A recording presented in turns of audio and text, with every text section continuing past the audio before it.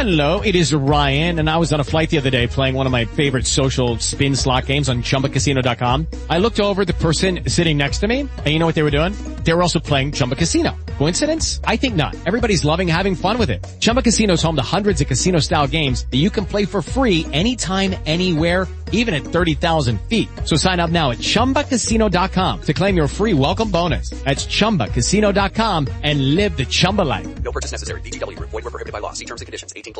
With Lucky Land Slots, you can get lucky just about anywhere. Dearly beloved, we are gathered here today to... Has anyone seen the bride and groom?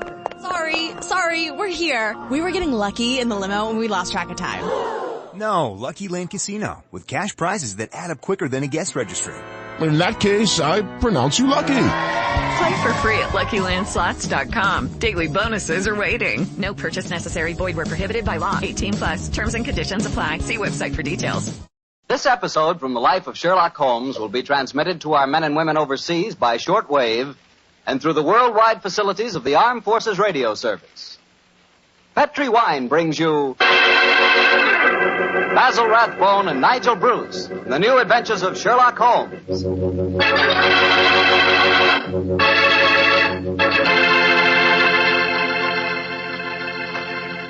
The Petri family, the family that took time to bring you good wine, invite you to listen to Dr. Watson tell us another exciting adventure he shared with his old friend, that master detective, Sherlock Holmes.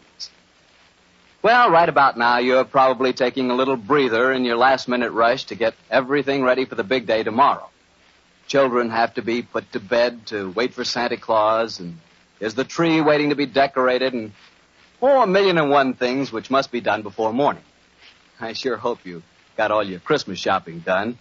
It's pretty hectic rushing off at the last minute to take care of Uncle Charlie or Aunt Bertha or Cousin Sam. But if you must get something, just remember that you can always dash over to your wine merchant and get a bottle or two of Petri wine. Or better yet, a whole case of Petri wine. Petri wine's a swell gift, and I just thought a little last-minute suggestion might be of some help.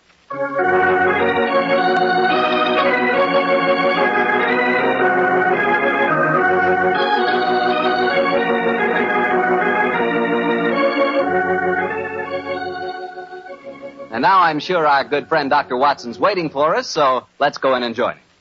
Come in. There you are, Mr. Bartell. Oh, say, Doctor, I can see you're going to have yourself quite a Christmas. Big tree in the corner with colored lights on it. Where'd you get those? Table covered with presents? You must be mighty popular. They aren't all for me, my boy. You see, I'm having a Christmas party tomorrow for my housekeeper's little nieces. Oh. I'm going to dress up as Santa Claus for them. Well, I'm sure you look very convincing in the part. Oh, by the way, Doctor, I brought you a little present. Ooh, really? Here it is. I hope you'll like it. Oh, Mr. Bartell, I got one for you, too, here, Summer. Oh, you mustn't open it until tomorrow. Here you are, my boy. Thanks a lot, Doctor. And now, how's about tonight's story? Last week you told us you'd chosen an adventure with a lot of Christmassy atmosphere. Yes, Mr. Bartell. My story begins on another Christmas Eve many, many years ago. To be exact, in 1886. The time the adventure occurred, I must confess I didn't quite understand what was going on myself. In fact, I never did quite make head or tails of it until Holmes took pity on me later and explained the whole thing. But I shan't try to confuse you, Mr. Bartell. I'll tell you the story exactly as it happened. Right you are, Doctor. Let's go. Very well. On that Christmas Eve in 86, I was standing in our Baker Street rooms, dressed in the costume of Santa Claus.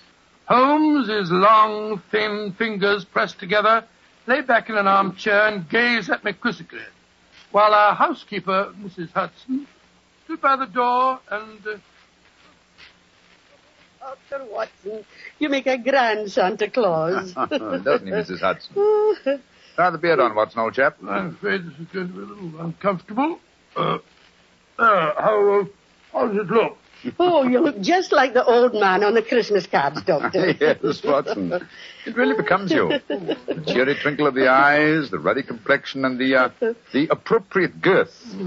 What a shame we can't obtain some snow on a sleigh and reindeer for you. However, I'm sure Mrs. Hudson's nieces will be very much impressed.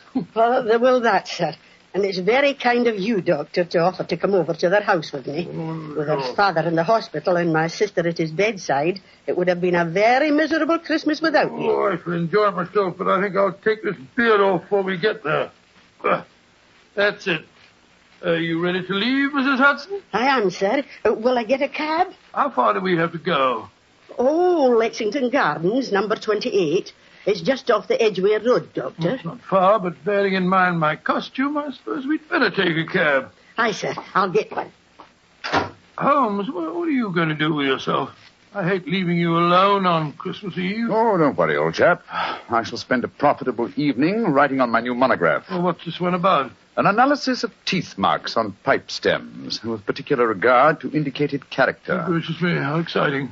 Well, I must be going. Don't forget your sack of presents, old fellow. Great Scott, no. When you come to distribute them, you'll find that I took the liberty of adding a few trinkets on my own behalf. Oh, that's very thoughtful of you, Holmes. Oh, excuse me, Mr. Holmes, but there's a gentleman to see you. Says he's an old friend of yours. Here's his card, sir. Oh, thank you. Oh, it's Lord Whitcomb. Splendid. Ask him to come up, please, Mrs. Hudson. All right, sir. And I hope your party is a great success, Mrs. Hudson. Thank you, sir. Are you sure you don't want me to stay? Now that you have a visitor. Oh, no. Indeed, no, Mrs. Hudson. I can show the gentleman out myself. You go off and have a good time. Thank you, sir. Oh, I wonder what Lord William wants. Perhaps I should stay. No, please, my dear fellow. Certainly not. What? You've far more important work to do. Whitcomb probably wants his revenge at chess. Or something equally innocuous. Off with you, my dear fellow, and enjoy yourself. Oh, I suppose I better go. Just the same, I wish you were coming with me. I'll see you later. I shall be there. Come on up, Whitcomb. Hello, Holmes. Evening, Watson. You make a very convincing Santa Claus. Are you leaving? I'm afraid so, Lord Whitcomb. Well, good night, then. Good night, sir. How are you, Holmes? All alone on Christmas Eve, eh? Yes, Whitcomb, I'm glad you came over to see me. Mm-hmm. What's it to be, an evening of chess, or have you unearthed some recent treasure of medieval pottery that we can discuss? Neither, Holmes. I've come to you in your professional capacity. I need help. Oh, come now, Whitcomb. Don't tell me that after all these years of quiet friendship, you're going to become a client. I'm afraid so, Holmes. Though I doubt if my problem will interest you very much. It's hardly up to your rather colourful standards. Care for a cigar? Oh, thanks. Well, now, my dear Whitcomb, what's your trouble? Well, I decided this year to have a little Christmas party at my townhouse. I'm quite comfortably off, as you know, and it occurred to me that I have several relatives and friends who are not as well off. I'm having a party for them tonight, Holmes, and I hope you'd attend it, disguised as Santa Claus. Oh, my dear fellow, I've adopted many disguises in my time, but Father Christmas has never been one of them. Why do you want me to attend your party in disguise in any case? You ashamed of your friendship with a private detective, or do you consider my features more acceptable when buried beneath the depths of a snowy beard? Oh, my dear Holmes, do take me seriously. I'm not joking, I assure you. Of course you're not. You want me to attend your party in disguise. Why? I'm giving some very valuable presents. Diamond and onyx cufflinks, platinum and ruby earrings, and such like. And I've wrapped each of the presents in banknotes. Oh, dear me. Where are these presents now? In a sack, in charge of my butler. I was going to dress up as Santa Claus and give them out myself, until I got the warning letter. That's why I've come to you. Warning letter, eh? Yes, I received it by this evening's post. Listen to this. My dear Lord Whitcomb, your generosity with Christmas presents borders on ostentation. We do not approve. Either we receive £5,000 in sovereigns at Post Restaurant Box 379 by 6 o'clock on Christmas Eve, or I'm afraid your Christmas party will be conspicuous by its absence of presents. Let me see that note, Whitcomb, will you? Yes, here you are. Thanks. Plain paper, torn from a penny notebook. The writing is obviously disguised. By George, yes. Whitcomb, I accept the case. I'll come with you to your party at once, and furthermore, I shall follow your suggestion regarding a disguise. Dressed as Santa Claus, I shall be less likely to attract suspicion. I'm delighted, Holmes. But what made you decide so suddenly? This writing, my dear fellow, this writing. It's in a false hand. I'd know that characteristic M in my dear Whitcomb. I've seen it too often at the beginning of a signature. Moriarty. Moriarty? Who's he? Oh, one of the cleverest and most unscrupulous criminals in England. Whitcomb, there's no time to be lost. Let me see now. 6:30. Half an hour beyond the deadline given you in this letter. We must go to your house at once.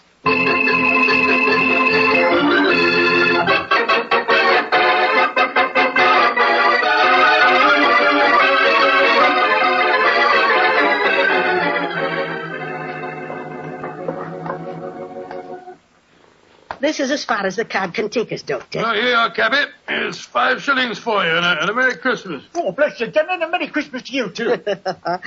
You said you wanted to get into the house through the back way so that you could surprise the children. Yes, I thought I'd pretend to come down the kitchen chimney. Oh, you can get to the back of the house by going up the alley here. I'll go in the front door. Splendid, Mrs. Hudson. Which is the house? Number 28. It's the third one down the alley, Doctor. I'll have the back window open in no time, and you can slip in without any of the bairns seeing. Very well. Gloomy little street, I must say. Hello, well, where's the music coming from? Oh, it's from that temple across the street, Doctor. The disciples of the octagonal square, they call themselves. What on earth do you suppose that means? Oh, some newfangled cult. Heathens, most likely. Hello. I'm not the only Santa Claus abroad tonight.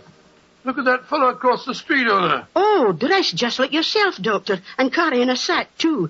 Oh, he's running up the steps to the temple. Great Scott, he slipped on the ice. Oh, I wonder what his hurry was. Here, my man. Oh, be careful now, Doctor. Dinna trip yourself. Here you are, sir. Now, give me a hand. Thank you, sir. Silly of me, wasn't it? Oh, we Santa Clauses have to help each other, you know. Up you come. That's it. Woo! Gracious me. Doctor, I told you to be careful. Now you've fallen, too. Oh, it's this confounded red coat of mine. It tripped me up. Did you hurt yourself, sir? No. I'm all right, I think. How about you, sir? Well, I'm all right, thanks. Silly of me to run, wasn't it? Here's your sack, sir. Thank you. Good night, and Merry Christmas. Good night, same to you, sir. Same to you. Oh, he went into the temple. Must be a disciple of the octagonal square. You're sure you're no hurt, Doctor? No, of course not, Mrs. Hudson. Give me my sack, please. Thank you. Your sister's house is the third one down this alleyway, you say? I'll hurry and open the back window. Yes, I'll be waiting for you, Mrs. Hudson. This is rather fun. What a shame Holmes isn't with us. Oh, well, he's probably happier having a good game of chess with Lord Whitcomb.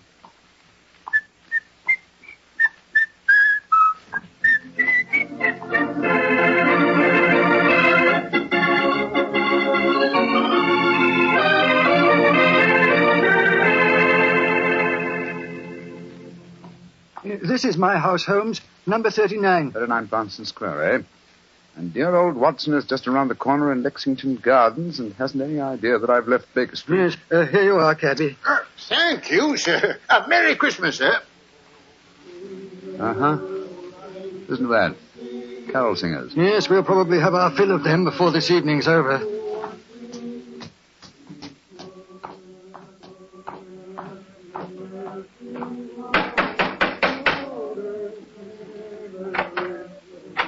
Good evening, my lord. Have the guests arrived, Hargreave? Most of them, sir. They're in the library. You brought another Santa Claus with you, I see, my lord. Another Santa Claus? What do you mean? The gentleman arrived 3/4 of an hour ago, sir, dressed as Santa Claus. I took him to your study, my lord, and showed him the sack of presents. Confound it! He's got here before us. Where's the study? This way. I hope I didn't do wrong, my lord. You told me that a gentleman dressed as Santa Claus would be coming here. Dear me. The gentleman appears to have gone. Yes, and the sack containing the presents with him. But he can't have left the house, my lord. I've been watching the front door. Yes, and while you were doing that, he slipped out through the window here. The catch is undone. Hargrave, describe this man. I can't tell you much about his appearance, I'm afraid, sir. He was dressed as Santa Claus, just like yourself. But I did notice one thing about him, sir. Oh? What was that? He lisped, sir. It was quite pronounced. Of course. Lou the Lisper. Who on earth is Lou the Lisper? One of Moriarty's most trusted accomplices. Fortunately, though, I've had news of him lately through my underworld grapevine. You know where he lives? He's reputed to have some connections with a new cult that calls themselves the Disciples of the Octagonal Square. Their headquarters are just around the corner from here. Let's go there at once. Of course. And Hargrave. Yes, sir. Get a message to Scotland Yard as fast as you can. Ask for Inspector Lestrade. And tell him to join me at the Temple of the Octagonal Square in Lexington Gardens as soon as possible.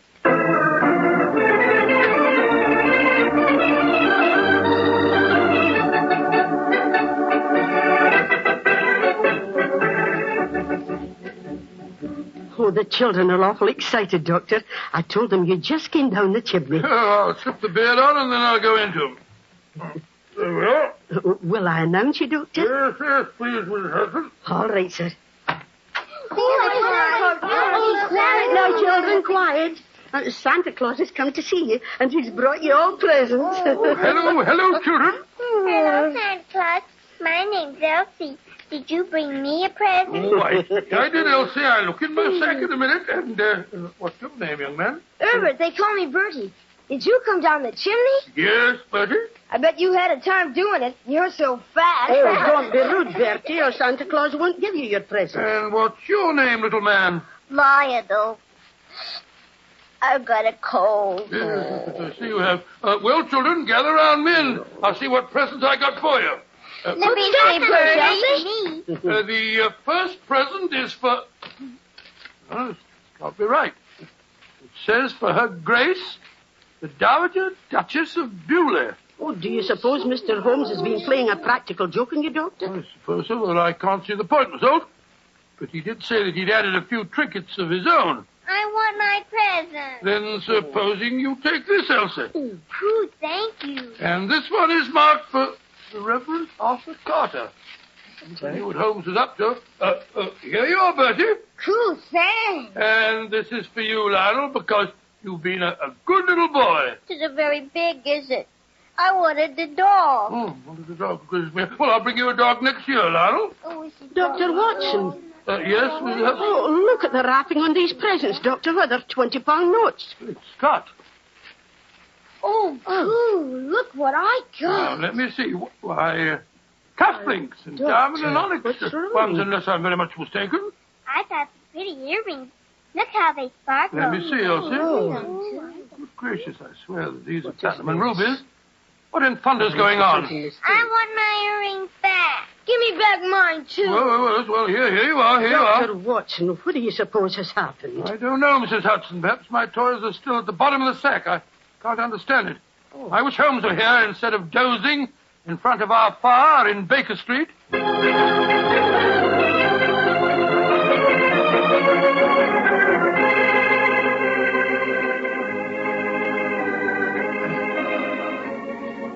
Where are you, Holmes? Here by the bed. This is the only room in the temple that gives any signs of having been lived in.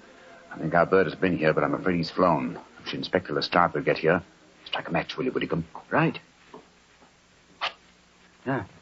Here's a candle on the table. Oh, just as I feared. Look on the bed. A red coat and a beard. Yes, Lou the Lisper has discarded his disguise and gone, and with him, I'm afraid, your valuable presents. Oh, wait a minute. Here's a sack lying on the floor. Oh, no, this isn't mine. Look what's in it. A toy dog, large box of chocolates, little girl's doll. What in thunder? Well, this is Watson's sack. But how on earth could Lou the Lisper have got hold of it? Somewhere, somehow, he and Watson must have made an accidental change, and Lou the Lisper is no doubt trying to track Watson down at this very moment. He must work fast, Whitcomb, or my friend's life and those of Mrs. Hudson and her relatives won't be worth a tinker's dam.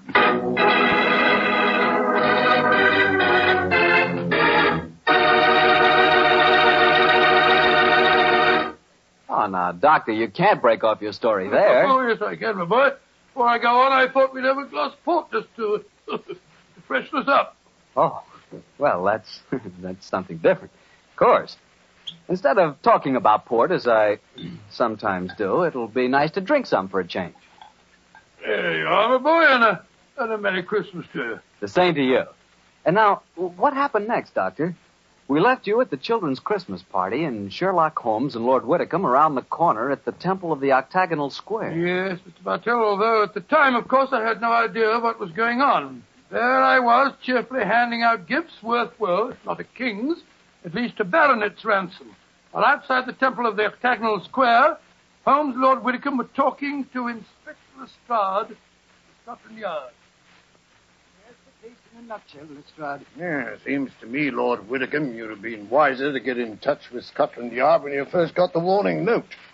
We could have nabbed him when he came to your house and pinched the sack of presents. Lestrade, this is no time for post-mortems. We've got to reach Lou the Lisper before he finds Dr. Watson. Do you suppose he can do that, Holmes? It wouldn't be difficult. Lou the Lisper is nearly as clever as his master, Professor Moriarty. The chances are that you were followed when you came to Baker Street tonight, Whitcomb, and it's equally likely that Watson and Mrs. Hudson were followed as they left it.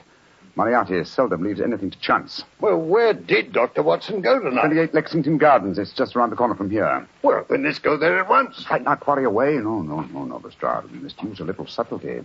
Now, Lou the Lisper wishes to recover that sack of presents from Watson.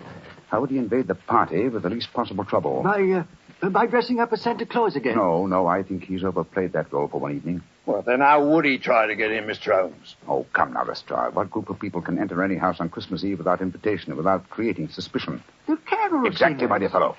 I shouldn't be at all surprised if at this very moment Lou the Lisper and some of his gang are singing carols outside 28 Lexington Gardens. Well, then what are we going to do? Form a rival choral society. How many of your men did you bring with you? 3.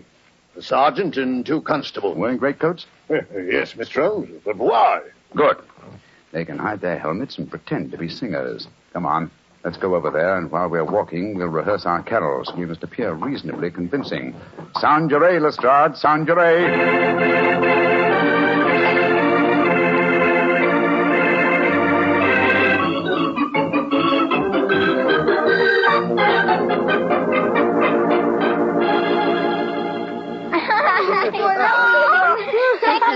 At your back, Santa Claus? No, you mustn't make Santa Claus too tired, lad. Oh, that's all right, Mrs. Hudson. Hop on, Lal, hop on. Oh, they're singing carols outside the door. That Can't they come inside and sing for us, Santa Yes, Claus? of course they can. Ask them to come in, Mrs. Hudson, will you? All right, sir. Oh, come on, let me get on your back, too. Oh, now, take it easy. Oh, there we go. I want to see your reindeer, Santa. See my reindeer? Oh, they're up on the roof. I'll climb up and see them. No, you mustn't do that. They're asleep. Oh, here are the carol singers. Off you get, children. There we go. That's it now. Good evening, gentlemen. Good evening, and Merry Christmas. Would you like to sing some carols for the children? After that, I'm sure you'd like a drop of something to warm you up. Well, thank you, sir. We should like that. Haven't I met you before somewhere, my man? No, sir, I'm sure you haven't. Come on, man, let's sing Good King Wenceslas. Good King Wenceslas looked out on the feast of Stephen.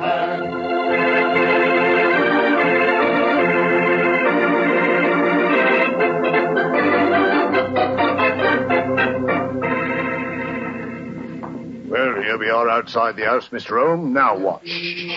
Listen. Uh-huh. Lou the Lisper and his men are already there. Are we going in now? In a moment. Now, men, you will have your truncheons handy? Yes, Mr. Holmes, we're ready. Splendid. Now, remember, when we're inside and I yell Merry Christmas at the top of my voice, you bring out your truncheons and get Lou the Lisper and his gang out of there as quickly as possible. Don't arrest them until you get them outside again, Lestrade. I don't want to frighten the children. Right you are, Mr. Holmes. We're ready. Just give us the word and we'll go in and get them.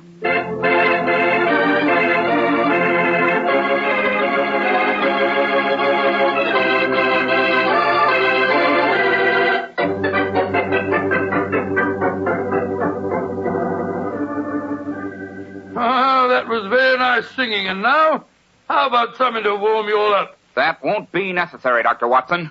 See to the door, Sammy. Now, all of you, stay right where you are. Who are you? What do you think you're up to? Please don't be difficult, Doctor. All I want is the jewels out of my sack that you stole from me tonight. If you try and stop me, I shall have to hurt you. Why do you talk so funny? You got a cold like me? Shut up. Now, Doctor, where are the jewels? Oh, curse it. There are some more carol singers outside. I'll tell them to go away, Lou. No, better let them come in. If we don't, they might get suspicious. All right, Lou. I shall know what you're up to. Now, no tricks, Doctor. If you try and give an alarm, I shall have to get rough with you. I don't mind about that, but just remember that there are children present. Oh, yeah, matey. You're all here before you, eh? What you say, we all join a little carol for the nippers, eh? Well, all all right. What do you want to sing? Off the old angels sing, eh? All right. Come on, men. Let's sing. Off the herald angels sing, glory to the newborn King. Merry Christmas!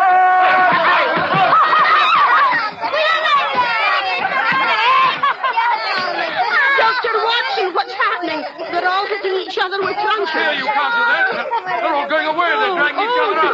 Hey, come back here. Oh, terrible. Holmes, what in thunder's going on? I'll explain it to you later, old chap. Lestrade! Yes, Mr. Holmes? Take them to Scotland Yard and prefer charges. I'll be over in a little while and give evidence. Right you are, sir. Too bad we didn't catch Professor Moriarty, too. Well, at least we have some of his cohorts. I'll see you later, Lestrade. I wish I knew what was going on here. Is Moriarty mixed up in this business? Yes, Watson. I'll tell you all about it as soon as I've straightened this thing out. Now, Whitcomb. Yes, Holmes. The 20-pound notes that you used as wrapping for your gifts seem to have been scattered all over the house. Do you want me to recover them, too? No. From what you've told me of the children, I think their parents could use the money much more profitably than my relatives. In any case, I can replace it. A very generous Christmas gift. Well, children, did you enjoy the little game we staged for you? It was enough fun. Yes. I nearly died laughing when they started hitting each other. I'm glad you enjoyed it, children. And now I want you to show me the presents you received. I got these pretty earrings. Oh, they were a part of the game, too. A nice little girl like you doesn't want silly earrings, Elsie. Here's a beautiful doll for you. Cool. Her eyes open and shut and everything. And what did you get, my little man? These. Oh, cufflinks. Good gracious, who wants cufflinks when he can have a clockwork train? You want to exchange? Rain, Lord love a duck, yes. I wanted the dog. There's one for you, Lionel. A nice woolly dog. Oh, good. And here's a Lovely. Here you are, children. Here's a nice big box of chocolates, too. You can all share them. Oh, lummy, what a night. I ain't had as much fun since Granny got her finger stuck in a plug-o. I still don't understand what's going on, Holmes, but I must say this has all the earmarks of being a happy Christmas. Yes, oh. Mrs. Hudson. Hi, Mr. Holmes. How's the turkey coming along? Oh, it'll be ready in a few minutes, Mr. Holmes. Splendid. And while we're waiting, perhaps the children will oblige with something we haven't heard so far this evening. Yes, I know what you mean. A Christmas carol that really sounds convincing. How about it, children? All right, sir. Come on, Elsie. Come on, Lionel. Silent night, holy night, all is calm, all is bright, round yon virgin mother and child, holy infants of nectar and wine, sleep in heavenly sleep in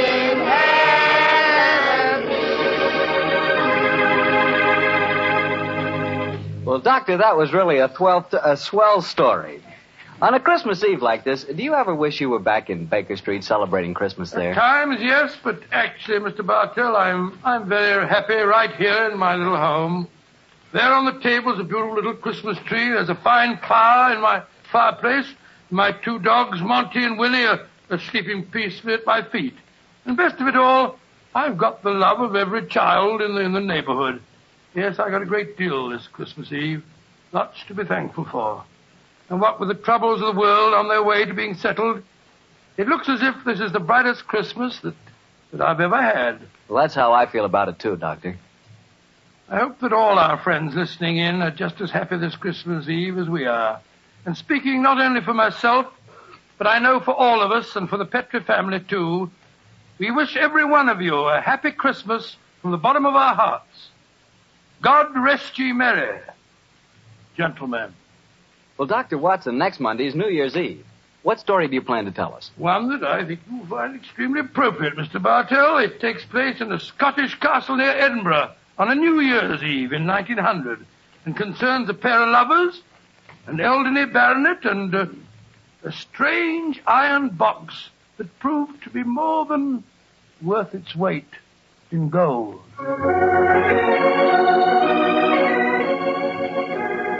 Tonight's Sherlock Holmes adventure was written by Dennis Green and Anthony Boucher and was suggested by an incident in the Sir Arthur Conan Doyle story, The Adventure of the Blue Carbuncle. Music is by Dean Fossler. Mr. Rathbone appears through the courtesy of Metro-Goldwyn-Mayer, and Mr. Bruce through the courtesy of Universal Pictures, where they are now starring in the Sherlock Holmes series.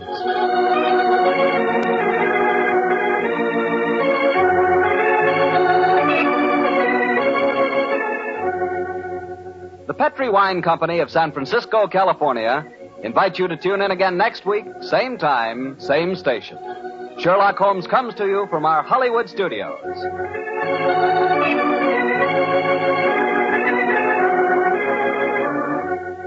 This is Harry Bartell saying goodnight for the Petri family. For a solid hour of exciting mystery dramas, listen every Monday on most of these same stations at 8 o'clock to Michael Shayne, followed immediately by Sherlock Holmes. This is the Mutual Broadcasting System. David's Bridal, where brides and bridesmaids get fabulously dressed. We let our friends pick out what we wear, show off our dance moves, obsess over every little detail, hold your hand through it all, smile bravely when it's time to let go, make your dreams come true. The things we do for love, only at David's Bridal. David's Bridal, where brides and bridesmaids get fabulously dressed. We let our friends pick out what we wear, show off our dance moves, obsess over every little detail, hold your hand through it all, smile bravely when it's time to let go, make your dreams come true. The things we do for love, only at David's Bridal.